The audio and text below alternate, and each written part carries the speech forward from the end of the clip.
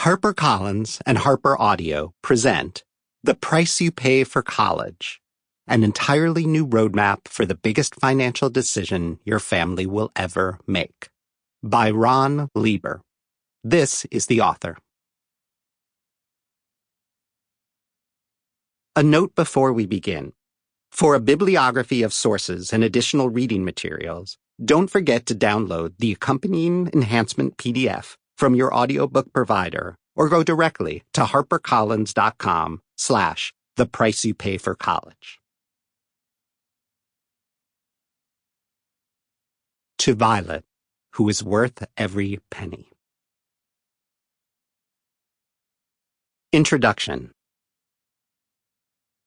Not long ago, just a handful of years before a frightening virus caused nearly everyone to question almost everything, we reached a startling threshold in the financial life of American families that went mostly unnoticed.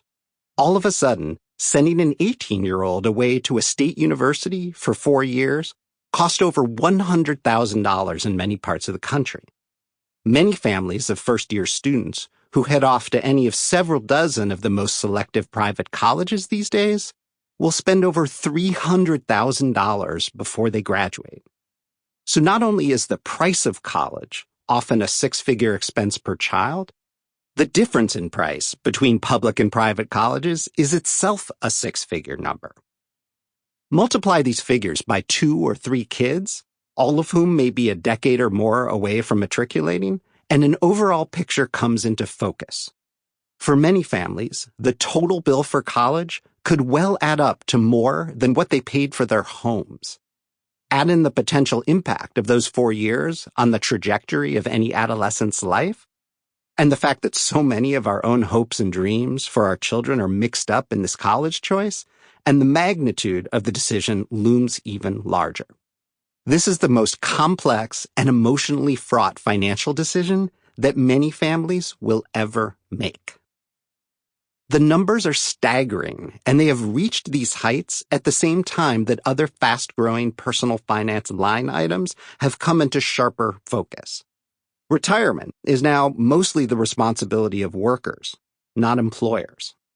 The out-of-pocket costs of health insurance continue to rise for families who earn more than average. Housing prices in many urban and suburban markets, especially the ones with good public schools, are near all-time highs. And in places where the cost of living is more reasonable, salaries tend to be lower, which makes saving for higher education that much harder. Perhaps you set a goal on the day of the positive pregnancy test or adoption notice to pay that $300,000 private college bill in full. Saving that much from the day that child was born would have meant putting away $1,000 per month. For those of us with 2 or more kids, and mine are now 15 and 5, saving at that level is akin to making another mortgage payment.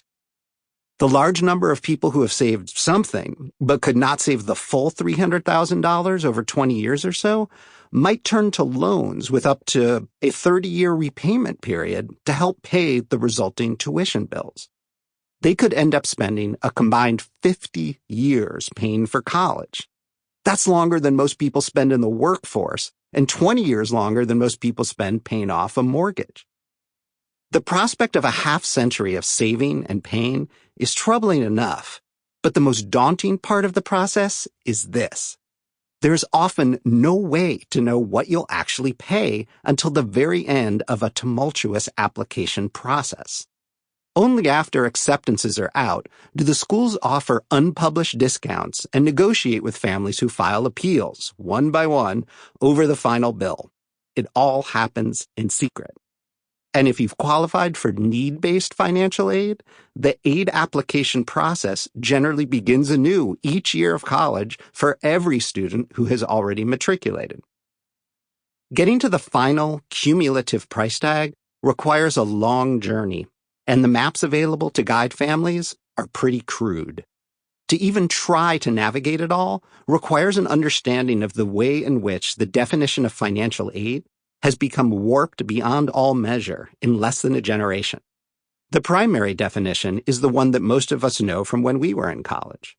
You apply for aid, and if the federal government and your college Sample complete. Ready to continue?